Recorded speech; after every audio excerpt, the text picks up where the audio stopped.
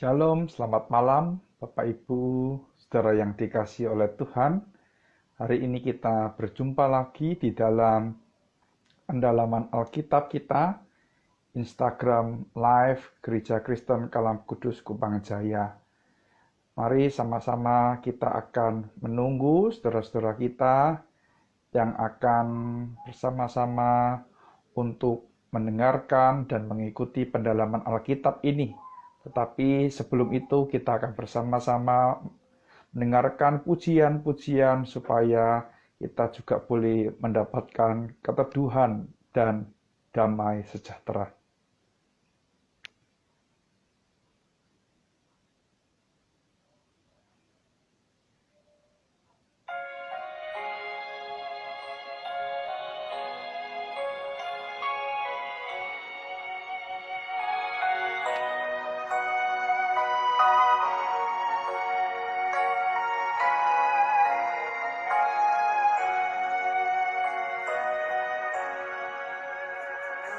Di bukit yang jauh tanpa kayu seri, lambang kutub nestapa celah.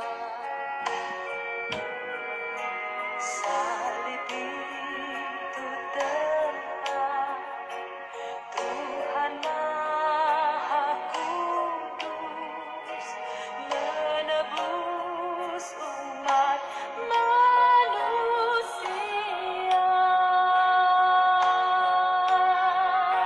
Salib itu ku junjung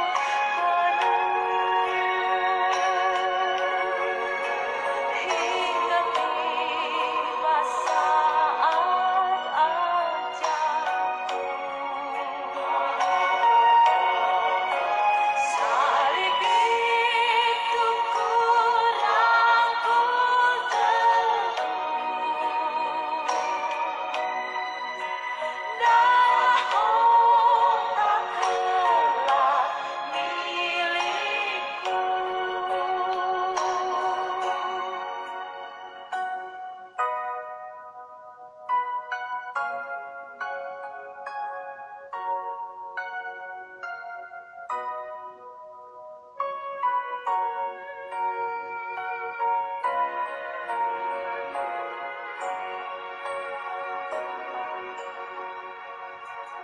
Setia tetap ikut jalan salib, meski diriku pun dicela.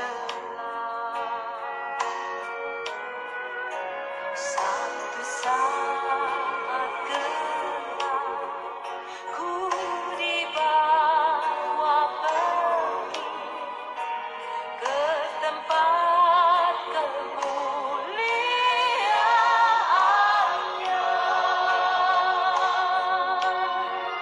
Salib itu ku junjung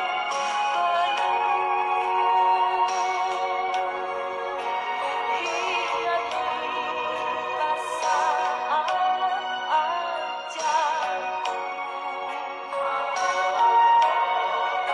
Salib itu ku rangkul teguh,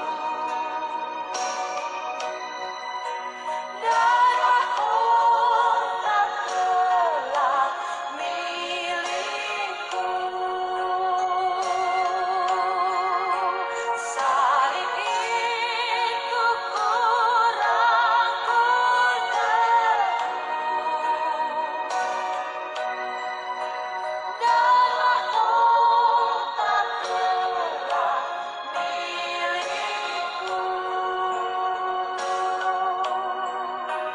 Darahku tak kelak milikku.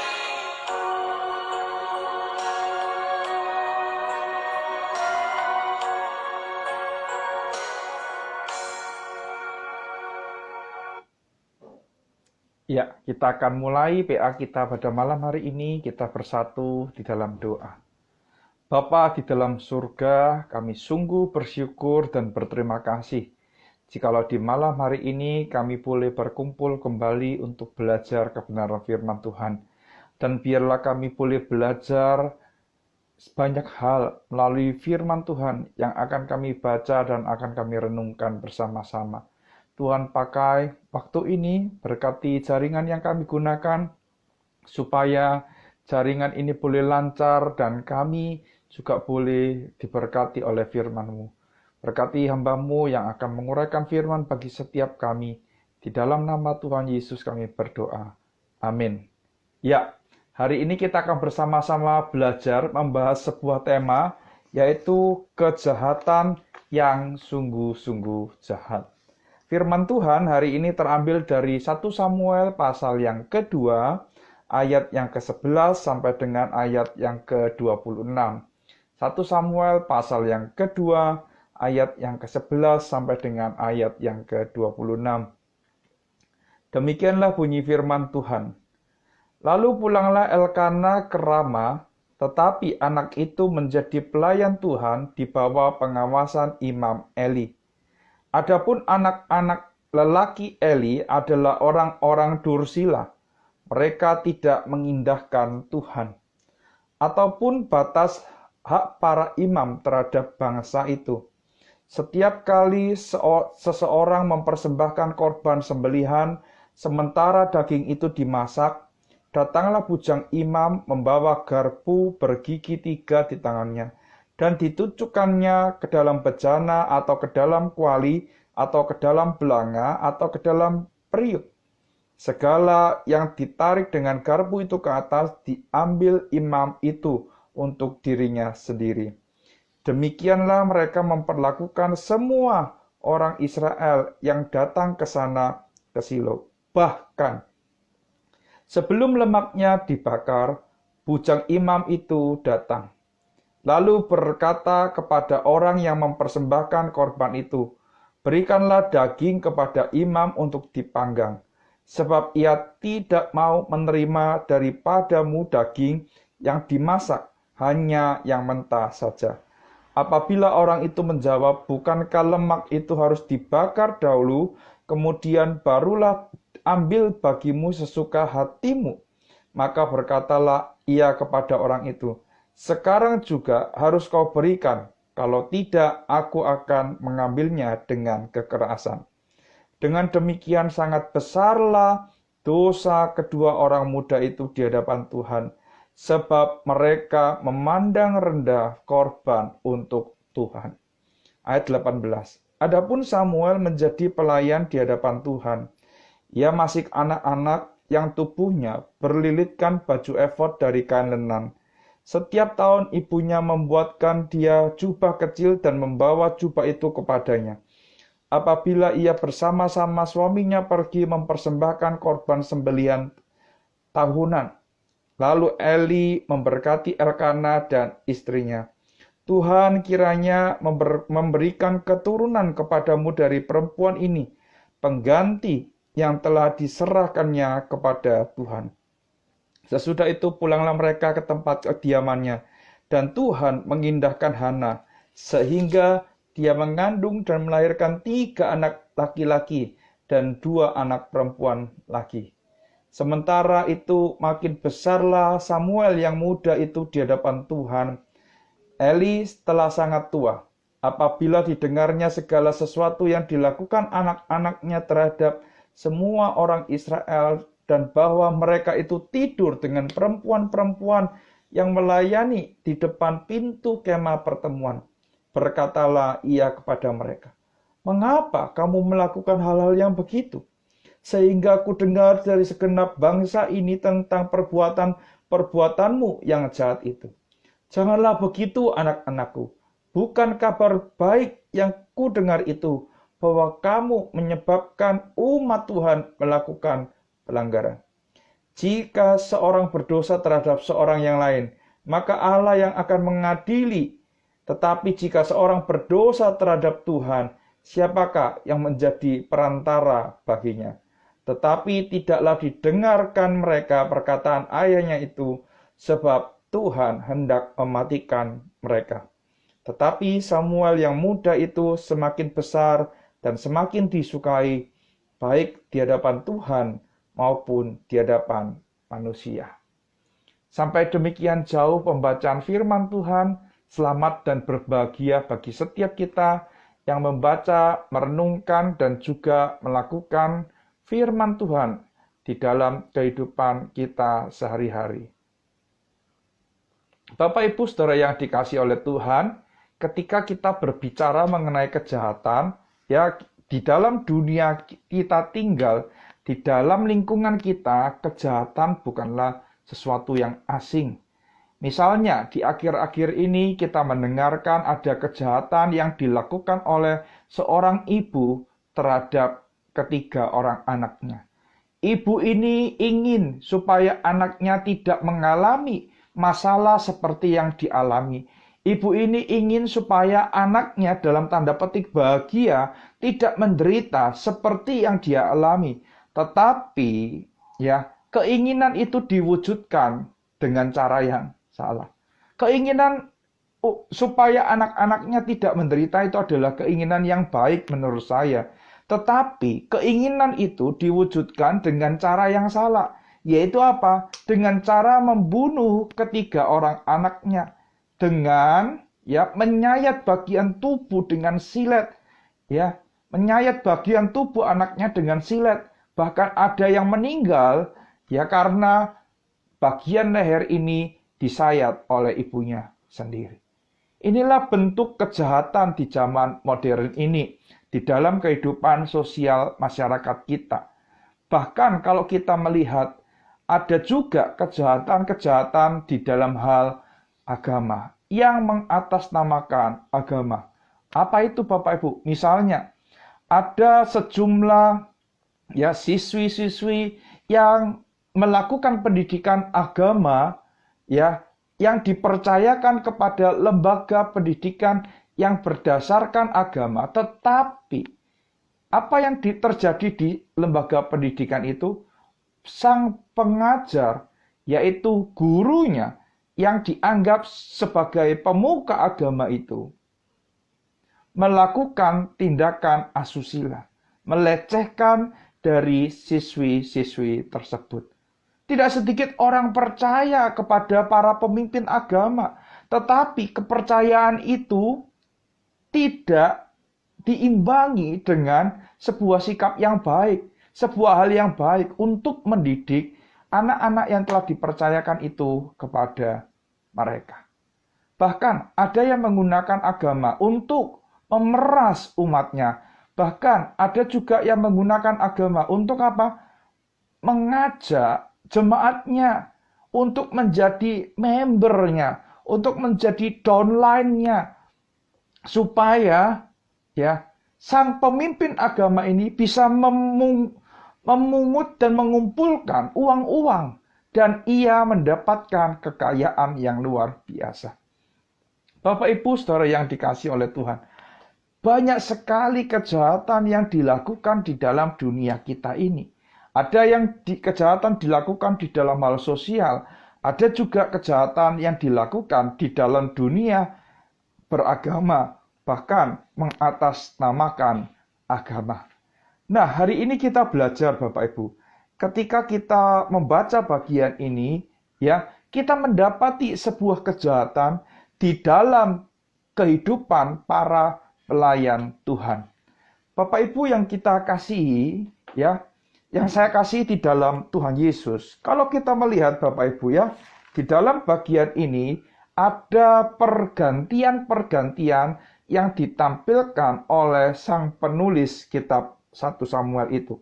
Kalau kita melihat ayat yang pertama, yaitu ayat yang ke-11, dikatakan, lalu pulanglah Elkana ke Rama, tetapi anak itu menjadi pelayan Tuhan di bawah pengawasan Imam Eli. Bagian ini berbicara mengenai Samuel. Lalu kalau kita melihat di dalam ayat 12 sampai dengan ayat 17, bagian ini bercerita tentang anak-anak Imam Eli. Lalu kita lanjut lagi, ayat 18 sampai dengan ayat 21 berbicara lagi tentang Samuel. Dan kalau kita melihat di dalam ayat 22 sampai dengan ayat 25 berbicara mengenai anak-anak Eli. Dan ayat ke-26 kembali lagi berbicara mengenai Samuel. Nah, Bapak Ibu ya diawali dengan kehidupan dari Samuel dan ditutup dengan kehidupan dari Samuel.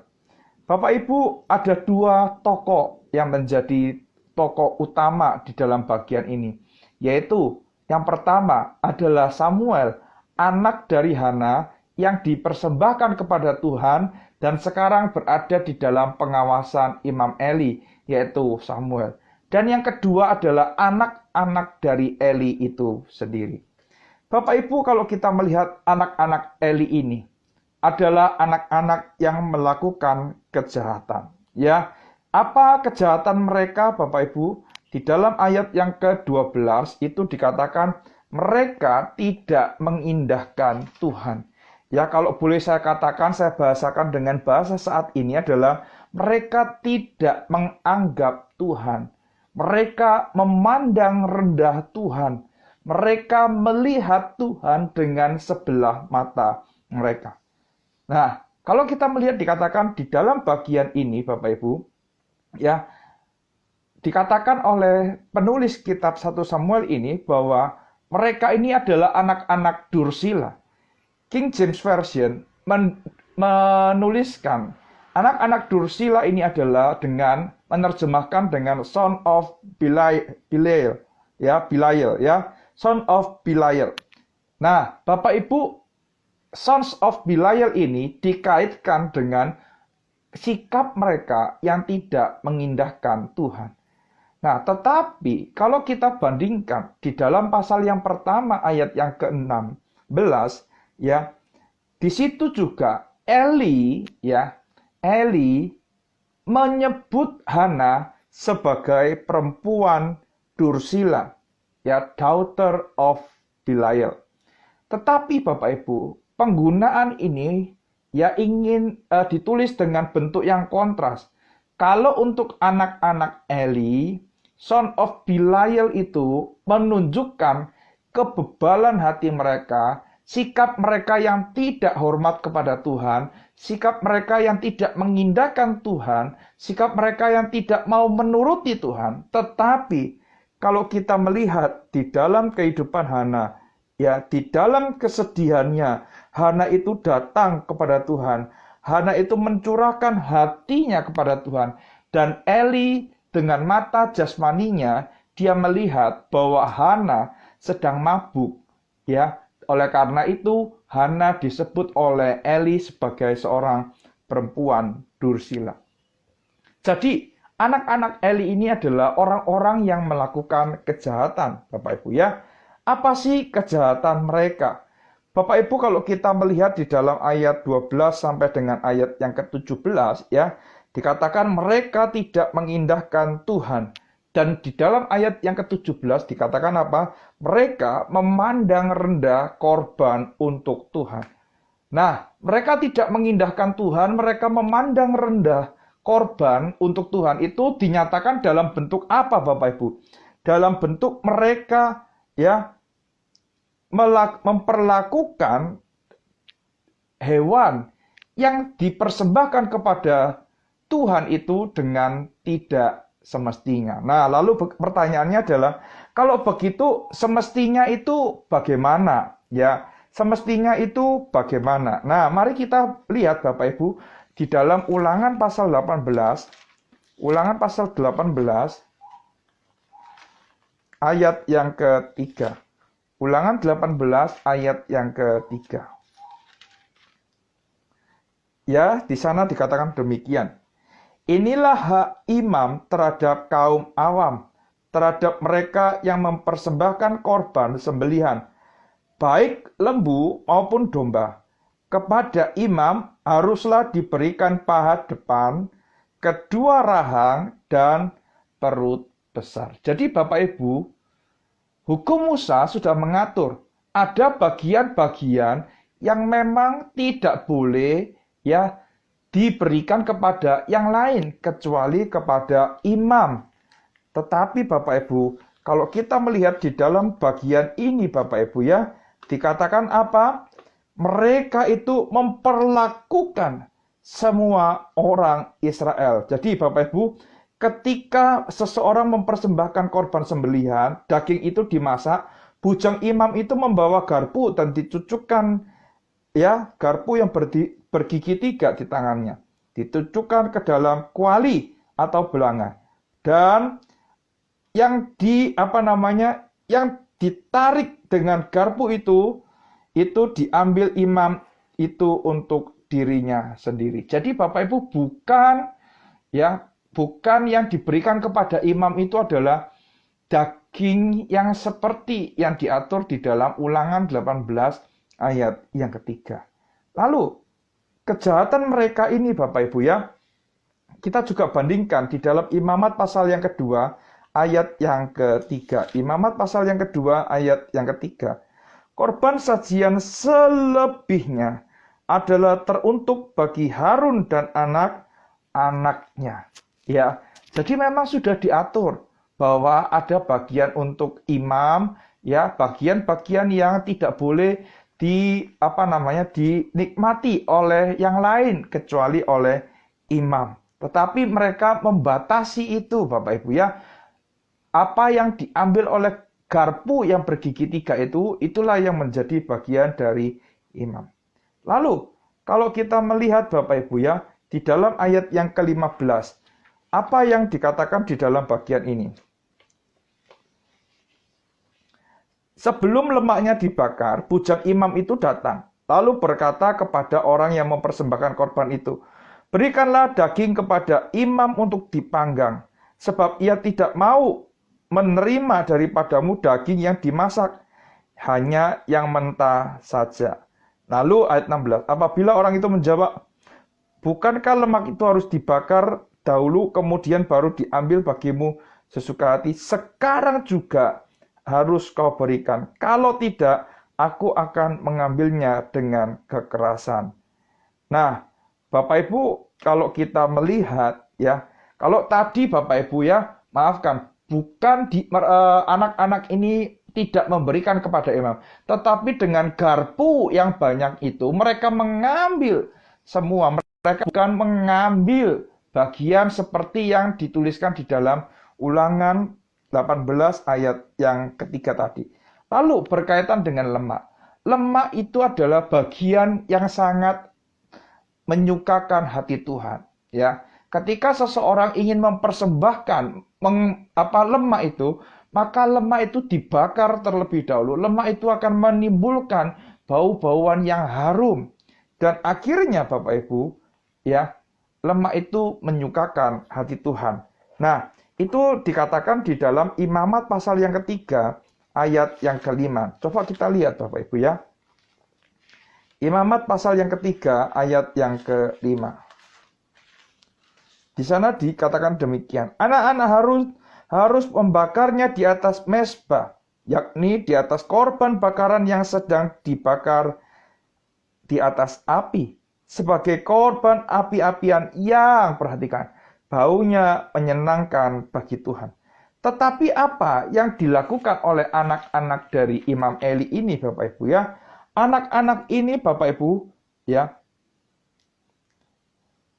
meminta ya, bukan yang dibakar, tetapi yang mentah itu juga mereka minta. Ya. Nah, kalau yang mentah itu tidak diberikan, maka dia akan mengambilnya dengan kekerasan. Bapak Ibu Saudara yang dikasihi oleh Tuhan, ini adalah sesuatu yang mendukakan hati Tuhan. Ya, kalau di dalam kehidupan kita saat ini, kita tidak memberikan persembahan di dalam bentuk ya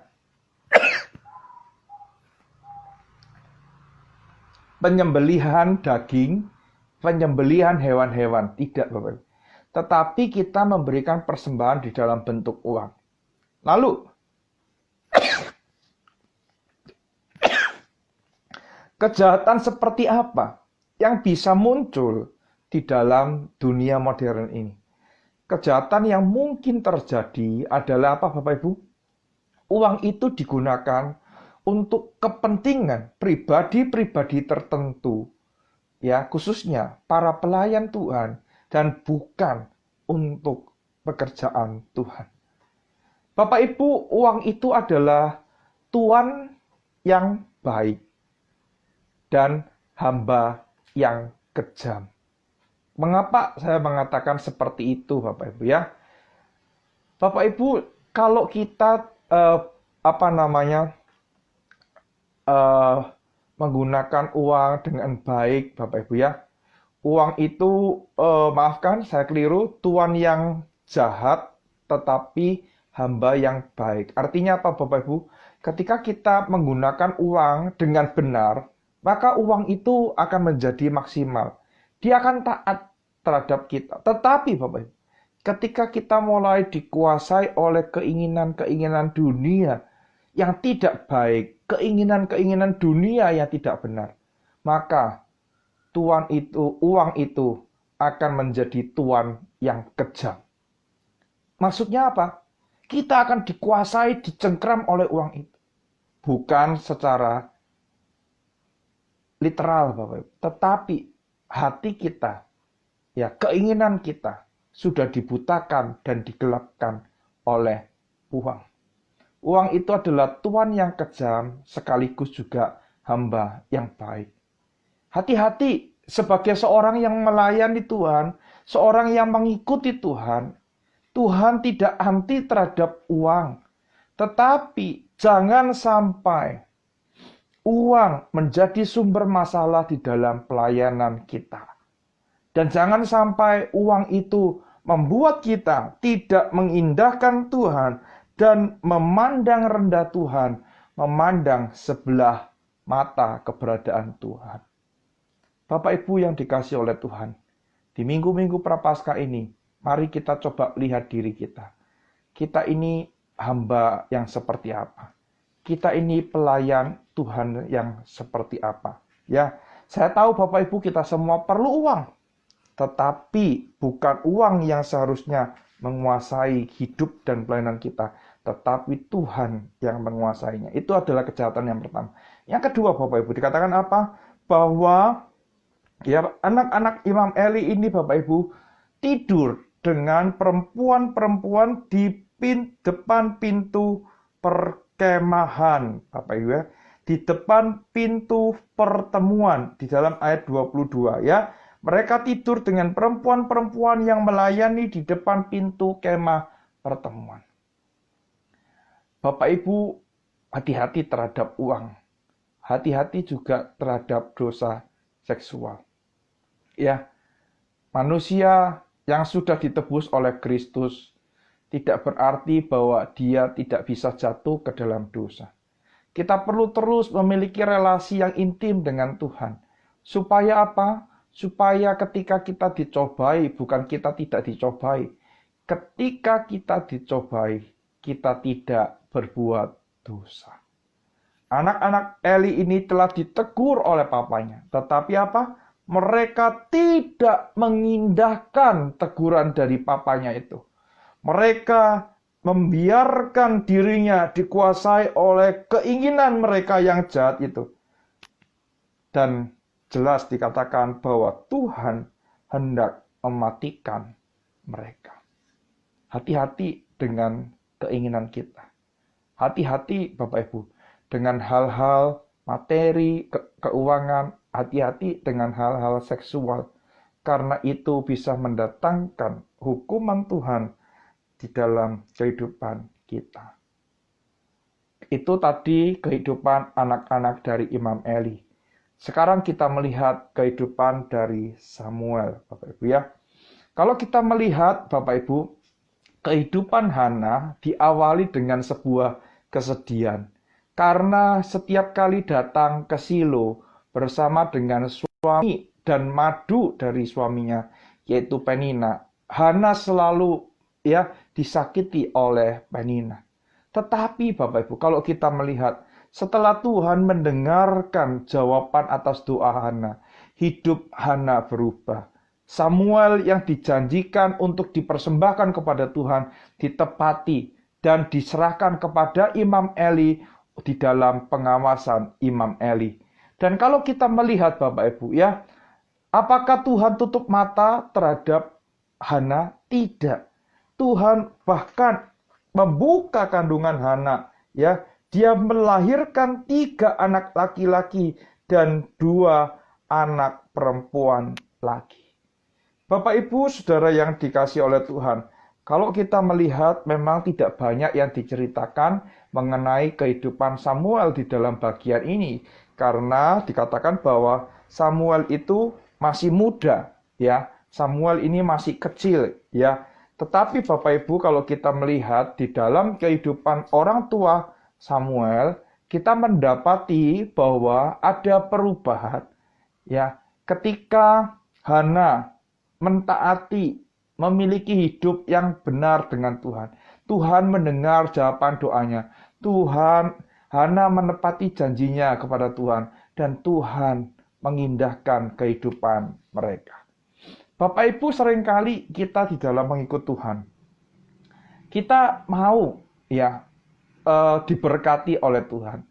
Kita mau ya hidup kita lancar, apa yang kita lakukan berhasil, menghasilkan buah, ya, bermultiplikasi dan lain sebagainya. Tetapi Bapak Ibu, seringkali kita maunya lewat jalan pintas. Kita tidak mau prosesnya, tetapi kita mau hasilnya. Tidak akan pernah bisa terjadi Bapak Ibu. Sebuah hasil yang baik itu diawali dengan proses yang baik. Kalau kita tidak pernah menabur, kita tidak akan pernah menuai, Bapak Ibu. Oleh karena itu, mari kita belajar untuk melihat ya bahwa ketika kita mengikut Tuhan, ada harga yang harus kita bayar. Susah mengikut Tuhan, iya. Tetapi itulah harga yang harus kita bayar. Dan ketika kita berani membayar harga, berani memikul salib, maka Tuhan itu tidak akan tinggal diam di dalam kehidupan kita. Tuhan akan mengingat kita. Tuhan akan memperhitungkan segala sesuatu yang kita lakukan ini sebagai sebuah kebenaran di hadapan Tuhan.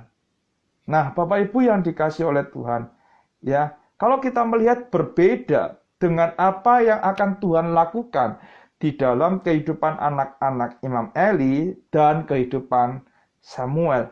Kalau anak-anak Imam Eli hendak dihukum oleh Tuhan, mereka hendak dibinasakan oleh Tuhan, tetapi Samuel, coba kita lihat di dalam ayat yang ke-26, semakin disukai, baik di hadapan Tuhan maupun di hadapan manusia.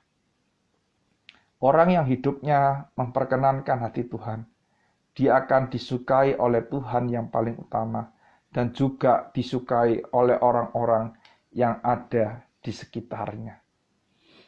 Bapak Ibu, Saudara yang dikasihi oleh Tuhan, ketika kita belajar ya membaca kitab 1 Samuel ini, sebenarnya ada tema khusus yang ingin disajikan oleh penulis kitab melalui pemunculan tokoh-tokoh ya seperti anak-anak Imam Eli yang jahat dan Samuel yang baik.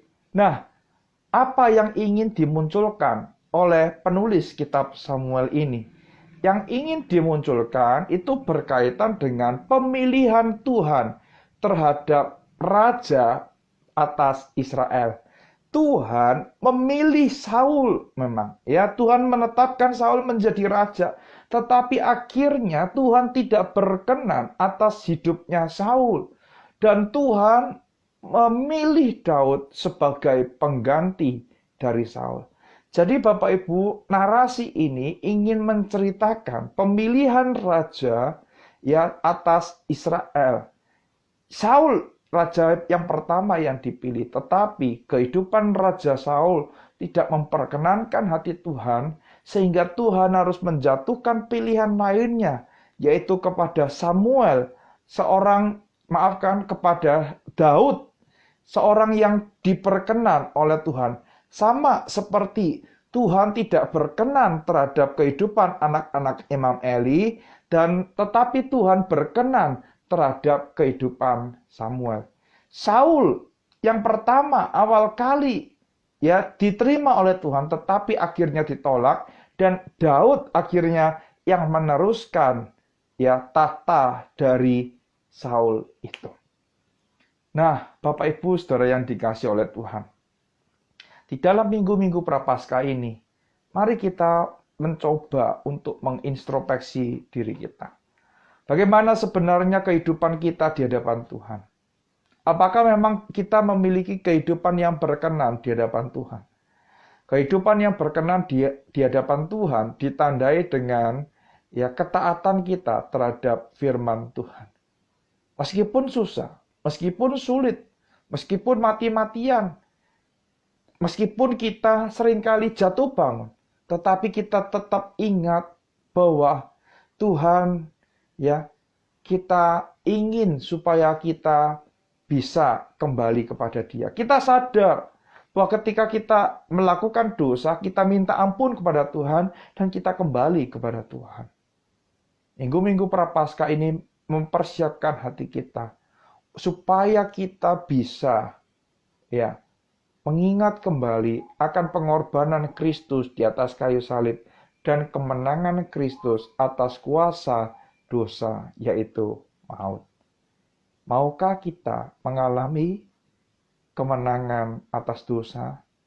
Kita yang sudah ditebus oleh Allah, kita yang sudah ditebus oleh kematian Kristus di atas kayu salib, maukah kita memiliki hidup yang menyukakan hati Allah?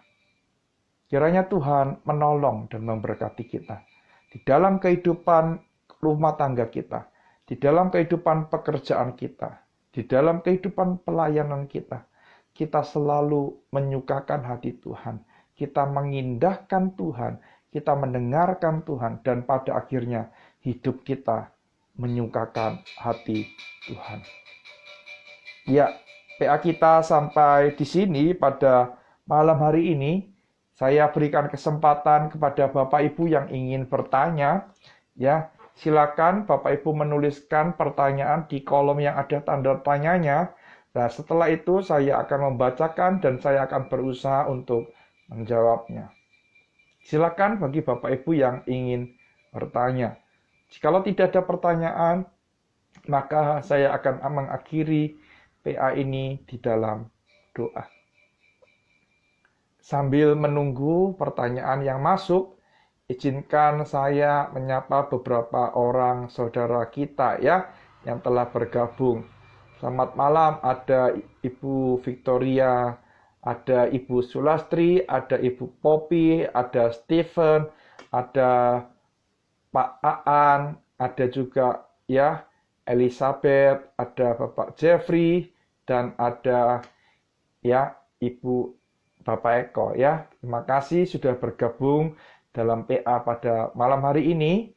Nampaknya masih belum ada pertanyaan yang masuk. Kita akan berdoa untuk mengakhiri PA kita terlebih dahulu. Tetapi jika ada pertanyaan yang masuk ya di dalam setelah selesai berdoa, saya akan tetap berusaha untuk menjawabnya. Mari kita masuk dalam doa.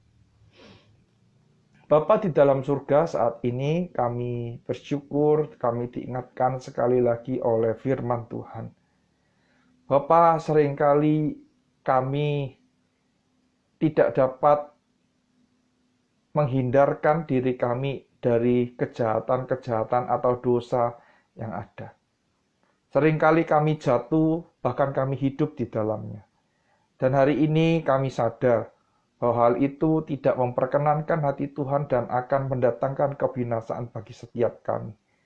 Oleh karena itu, ya Tuhan, tolong kami supaya kami boleh kembali kepada Tuhan. Sadar bahwa perkenanan Tuhan itulah yang menjadi hal yang utama di dalam kehidupan kami. Oleh karena itu, tolong kami supaya kami memiliki hidup yang berkenan kepada Tuhan dan menyenangkan hati Tuhan. Terima kasih untuk PA pada malam hari ini.